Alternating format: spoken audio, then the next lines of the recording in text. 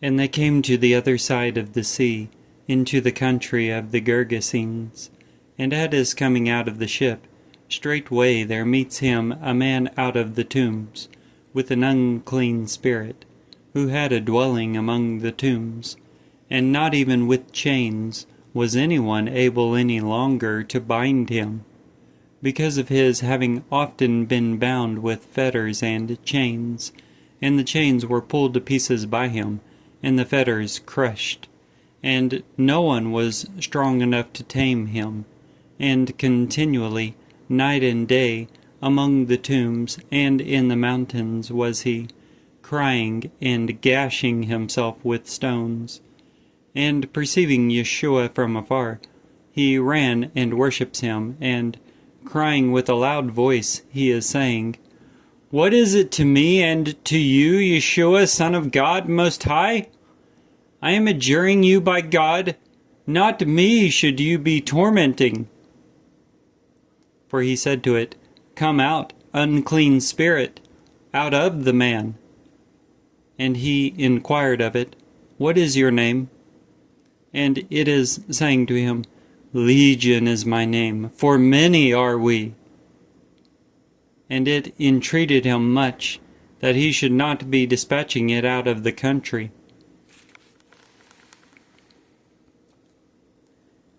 Now there, toward the mountain, was a great herd of hogs, grazing. And all the demons entreat him, saying, "Send us into the hogs, that we may be entering into them." And Yeshua immediately permits them. And coming out, the unclean spirits entered into the hogs, and the herd rushes down the precipice into the sea. Now they were about 2,000, and they were choked in the sea. And those grazing them fled, and they reported in the city and in the fields, and they came to see what it is that has occurred. And they are coming to Yeshua, and beholding the demoniac, who had the legion, sitting, and garmented, and sane, and they were afraid. And those who perceived it relate to them how it came to be with the demoniac, and concerning the hogs. And they begin to be entreating him to come away from their boundaries. And at his stepping into the ship, the demoniac entreated him that he may be with him. And he does not let him, but he is saying to him, "Go into your home, to those who are yours, and report to them whatever the Lord has done for you, and how he is merciful to you." And he came away, and begins to herald in the Decapolis whatever Yeshua does for him, and all marveled. And at Yeshua's ferrying again into the ship to the other side, a vast throng was gathered to him, and he was beside the sea. And lo! Coming is one of the chiefs of the synagogue, Jairus by name, and perceiving him, he is falling at his feet. And he is entreating him much, saying that, "My little daughter is having her last gasp, that, coming, you may be placing your hands on her, that she may be saved and should be living." And he came away with him, and a vast throng followed him, and they crowded him.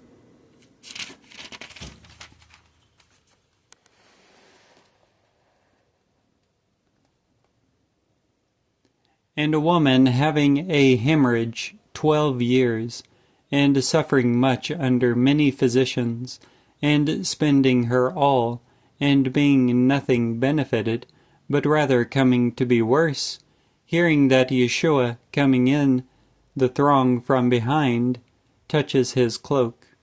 For she said that, "If ever I should be touching him, even if it should be his garments, I shall be saved." And straightway dried is the spring of her blood, and she knew in her body that she has been healed of the scourge. And straightway Yeshua, recognizing in himself the power coming out of him, being turned about in the throng, said, "Who touches my garments?" And his disciple said to him, "You are observing the throng crowding you, and are you saying, 'Who touches me?'"